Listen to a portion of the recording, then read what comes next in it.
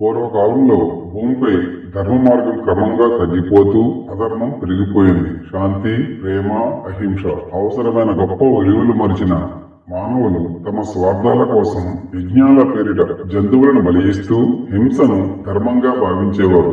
ఇదంతా చూస్తున్న భూమాత దుఃఖిస్తూ విష్ణుమూర్తిని ప్రార్థించింది. ప్రభు, మానవులు ధర్మాన్ని మర్చిపోయారు. అధికంగా జంతువులను బలియిస్తూ ఈ భూమి మీద హింస చేస్తున్నారు. దయచేసి వారికి నీవే మార్గదర్శనం చూపాలి అని ప్రార్థించింది. విష్ణువు దయాహృదయుడై భూదేవితో ఇలా సమాధానం ఇచ్చాడు. ఓ భూమాత, నేను బుద్ధుడిగా అవతరించి ఒక మార్గదర్శకుడిగా వారికి అహింస, కరుణ మరియు జ్ఞాన మార్గాన్ని చూపుతాను అని భూమాతకు బదులిచ్చాడు. ఇలా విష్ణువు తన 9వ అవతారమైన బుద్ధ అవతారం దాల్చాలని సంకల్పించుకున్నాడు. భూమాత ప్రార్థన ఫలించింది. నేపాల్ ప్రాంతంలోని కపిలవస్తు రాజ్యంలో శుద్ధోధనుడు అనే రాజు ఉండేవాడు. అతని భార్య మాయాదేవి. వారికి పుట్టిన కుమారుడి పేరు సిద్ధార్థుడు. సిద్ధార్థుడు జన్మించగానే జ్యోతిష్కులు అతని భవిష్యత్తు గురించి తెలియజేశారు. ఈ బాలుడు గొప్ప చక్రవర్తిగా ఎదగొచ్చు, కానీ అతను ఏదో ఒక రోజు రాజ్యాన్ని, సంసారాన్ని వదిలేసి సన్యాసిగా మారే అవకాశం ఉంది.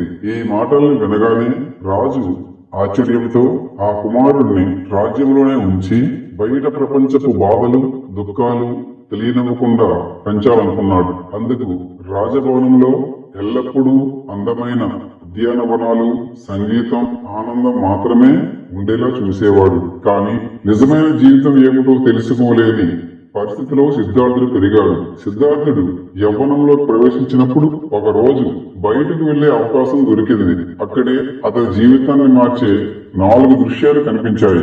అవేమిటో తెలుసుకునే ముందు ఓం బుద్ధాయ నమః అని కామెంట్ చేయండి. అలాగే ఈ ఛానల్ లైక్ చేసి షేర్ చేయండి. మీరు ఈ ఛానల్ ను సబ్స్క్రైబ్ చేసి ఉండకపోతే వెంటనే సబ్స్క్రైబ్ చేసుకోండి. రండి, ఆ విషయాలు ఏంటో తెలుసుకుందాం. ఒక వృద్ధుడు, ఒక రోగి, ఒక శవం, ఒక సన్యాసి. ఒక వృద్ధుడు ఎలా పాడైపోతాడో తెలుసుకున్నాడు. ఒక రోగి శరీరం ఎంత బలహీనంగా మారుతుందో చూశాడు. ఒక శవం మరణం తప్పనిసరి అని తెలుసుకున్నాడు. ఒక సన్యాసి బాహ్య ప్రపంచం అంతా తాత్కాలికమని. ఈ 4 దృశ్యాలు అతని మనసులో కలకలం రేపాయి. ఈ జీవితం అంతా దుఃఖమేనా? దీనికి ముక్తి మార్గం ఏంటి అని ఆలోచించడం మొదలుపెట్టాడు. ఒక రాత్రి అతని భార్య యశోధర మరియు పసిపిల్లవాడైన రాహులుడు నిద్రిస్తున్న సమయంలో సిద్ధార్థుడు సత్యాన్ని తెలుసుకోవడమే నా జీవిత ధ్యేయం అనుకుని రాజభవనాన్ని విడిచి వెళ్లిపోయాడు. ఇలా రాజసంతోషాలను, కుటుంబాన్ని వదిలేసి పాదయాత్ర ప్రారంభించాడు. ఆ రోజు నుంచి సిద్ధార్థుడు సన్యాస మార్గాన్ని ఎంచుకున్నాడు. అడవుల్లోకి అడుగు పెట్టాడు. ఆయన చాలా కాలం పాటు వనాల్లో తపస్సు చేశాడు. అన్నం తినకుండా, నీళ్లు తాగకుండా శరీరాన్ని చంపేలా తప్పించేవాడు. కానీ చివరకు తెలుసుకున్నాడు, ఈ విధంగా కష్టపడి శరీరాన్ని నశింపజేస్తే జ్ఞానం రాదు. మిగతా ధనభోగాల మాదిరిగానే ఇది కూడా అర్థం లేని పదం అవుతుంది. ఒకరోజు బోధి వృక్షం కింద కూర్చొని ధ్యానానికి ప్రవేశించాడు. మాయలు, భయాలు, భ్రమలన్నింటినీ అధిగమించి సిద్ధార్థుడు ధైర్యంగా నిలిచాడు. మాయలన్నీ పటాపంచలైపోయాయి. ఒక దివ్యమైన రాత్రి సంపూర్ణ జ్ఞానాన్ని పొందాడు. ఆ రోజు నుంచే సిద్ధార్థుడు బుద్ధుడయ్యాడు. అంటే వెలుగొందిన వాడు. బుద్ధుడు తన జీవితాన్ని ప్రజలకు జ్ఞానాన్ని బోధించడానికే అంకితమిచ్చాడు. ఆయన పుణ్యక్షేత్రాలు సారనాథ్, రాజగృహం, శ్రవస్తి వంటి ప్రదేశాల్లో ఉపదేశాలు ఇచ్చాడు. అతడు చూపిన ఉపదేశాలు ఎంతో సాధారణంగా ఉన్నా లోతైన జీవిత మార్గాన్ని చూపేవి.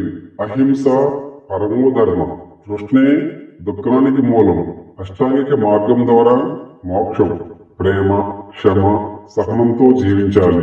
బుద్ధుని ఉపదేశాలు సామాన్యుల నుండి మహారాజుల వరకు అందరికీ అర్థమయ్యేలా ఉండేవి. ప్రతి జీవిలో దైవత్వాన్ని గుర్తించేలా చెప్పారు. ప్రజలు జంతువుల్ని నిరాకరించారు. అహింసా సూత్రాన్ని పాటించారు. మూఢనమ్మకాలు విడిచి జ్ఞాన మార్గం వైపు నడిచారు. విష్ణువు బుద్ధుడిగా అవతరించడం ద్వారా మానవాళికి అహింసా మార్గం చూపించాడు. ఆయన బోధనలు ఇప్పటికీ సమాజానికి అవసరమైన మార్గదర్శకాలు. బుద్ధుడు తన జీవితాంతం ఉపదేశాలు చెబుతూనే వచ్చాడు. ఆయన కొంతకాలానికి కుషీనగరంలో మహాపరినిర్వాణం పొందాడు. విష్ణువు బుద్ధుని అవతారంగా భూమికి వచ్చాడు. కానీ మానవుడిగా జీవించాడు. అతడు చూపిన మార్గం అహింస, కరుణ, జ్ఞానం.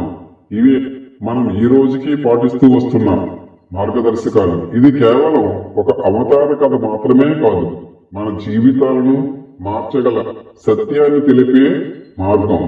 ఈ కథ మీ మనసును తాకిందని అనుకుంటున్నాను.